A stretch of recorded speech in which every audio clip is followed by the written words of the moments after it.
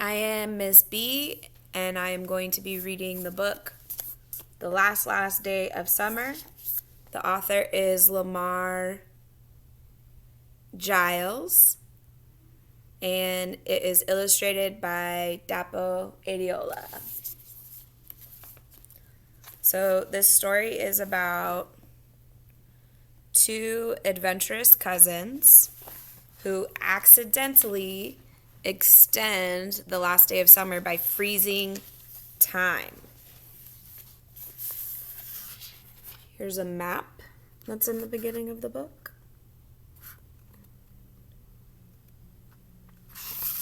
This is called a Polaroid camera, and when you take pictures, the picture comes out right here, and it comes out immediately after you take the picture. And I also see a pick that people use in their hair to pick out their afros. And we have a mysterious looking key and scissors, markers, and it looks like it's a map of where they live. Chapter 1, BTFOG.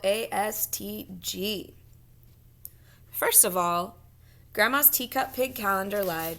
It said the last day of summer was September 21st. Everyone already knew September was a bad month with no good holiday in sight after Labor Day. 4th of July was at least 2 months gone. Halloween was more than a month away. But the real last day of summer was the last Monday in August. Cousins Otto and Ch.1 Alston had known this for a while, thanks to the big red circle around the last Tuesday in August. Inside that circle, equally red and in Grandma's handwriting, were the letters BTSFOASTG. When they asked about it, Grandma said, "It's an acronym. It means back to school for Otto and Ch.1. Thank goodness." The boys began thinking of it as an acronym because it meant back to alarm clocks, back to the classroom, and back to homework. In Logan County, Virginia, summer ended when school started, tomorrow.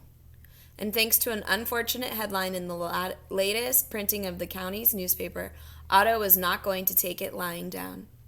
"Wake up!" Otto said. He finished tying his sneakers with his jerky, irritated motions and stretched one leg across the gap between their beds, nudging Ch.1's mattress with his toe. He allowed his cousin to snooze long enough given the circumstances. Ch.1 said, "Ugh, stop." Otto had risen with the sun, eager and upbeat, like most mornings. As was his habit, he padded downstairs in socked feet, eased Grandma's front door open, and plucked the latest issue of the Logan County Gazette off the porch. There was usually some mention of him and his cousin in the folds of the daily paper, some new clipping to collect. The county folk loved reading about their local legends. But what he saw on that morning's front page would never benefit from his admirable scrapbooking skills. He stomped back upstairs, got dressed in tan cargo shorts and his favorite T-shirt. It was green with big white block letters that read, "Stand back. I'm going to deduce." There was work to do. Come on, Ch.1, it's the last day. The angry air from Ch.1's nostrils puffed the sheet over his face into a tent. "I know. That's why I want to sleep. You only want to sleep because you haven't read this morning's newspaper." "I don't read any morning's newspaper. What are you even talking about right now?" Ch.1 burrowed deeper under his covers like a mole in dirt. All around, on haphazardly aligned shelves, the boys had fastened to the walls themselves. Amidst the model cars and their made-up superhero drawings were souvenirs from all the adventures they experienced throughout the season. A mason jar holding a shiny pigeon-sized husk from a laughing locust, a lock of banshee hair that sang them to sleep whenever the moon was full, and many more things unique to or drawn to the strange county in which they lived in. Of all the trophies, it was the 2 keys to the city awarded to them by the mayor of Fry that filled Otto with the most pride. Until today. He smacked Sheed's shoulder with a rolled-up newspaper, then peeled back his blanket. You don't really want to waste time sleeping on our last day of summer, our last chance to have one more adventure before you-know-what starts. Otto refused to even say the word. Do you? Yes! Sheed covered his head with a pillow. Otto yanked the cord that zipped their blinds to the top of the window frame, flooding the room with bright sunshine. Sheed threw his pillow. Otto dodged it easily. Sheed said, Fine, I'm up. What's with you? Now that he had Sheed's attention, Otto unfolded the offensive newspaper for his cousin to see. Sheed read it, then groaned, then smacked his forehead. Ugh, I can't believe you woke me up for this. Otto turned the paper so he could reread the worst news ever. Unclear why Sheed wasn't more upset. The headline read, Epic Elisions receive 3rd key to the city. They broke the tie, Otto said, his gaze flicking to their meager pair of keys. They somehow seemed duller in this morning light. The Epic Elisions, a.k.a. twin sisters, Wiki and Lean, were the county's other adventurers. Some might say they were rivals. Not Otto, though. In his mind, the Elisions... it would be Ellisons. In his mind, the Ellisons were clearly the inferior duo. Otto might have to talk to Mayor Ahmed about handing those keys out willy-nilly. But in the meantime... Come on, Otto grabbed his notepad and tiny, always-there pencil. The legendary Alston boys never sleep late. That nickname's stupid, she'd said, not meaning it. This legendary Alston boy does sleep late whenever his annoying cousin lets him. Exactly. Otto slipped on his backpack, cinching the straps tight against his shoulders. Like I said, never. She'd rounded the corner into Grandma's kitchen and found Otto shoveling a final spoonful of cereal into his mouth. He still wasn't happy being dragged out of bed so early, but had somehow managed to get dressed despite feeling all yawny and stiff.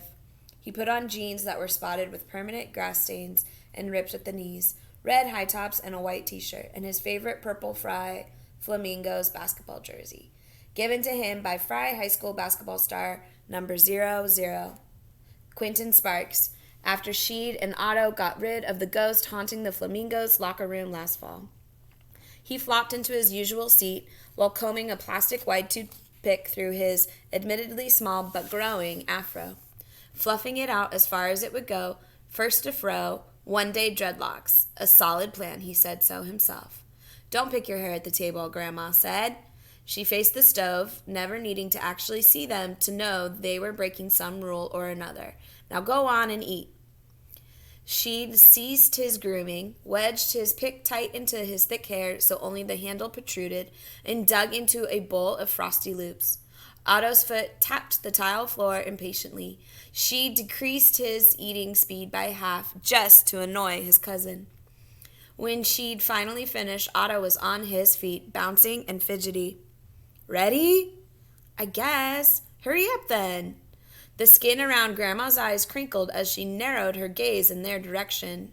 She said, Boys, why you always gotta be at odds? One fast, one slow, one say east, the other say west. Stop all this foolishness. She poked the teacup pig calendar, her finger right on BTFOG. That time's going to fly by before you know it, so go on and enjoy your day and each other. But Grandma was wrong. The time wasn't going to fly by, and they would not be enjoying the day because things were about to get stranger than usual in Logan County. The legendary Alston boys just didn't know it yet.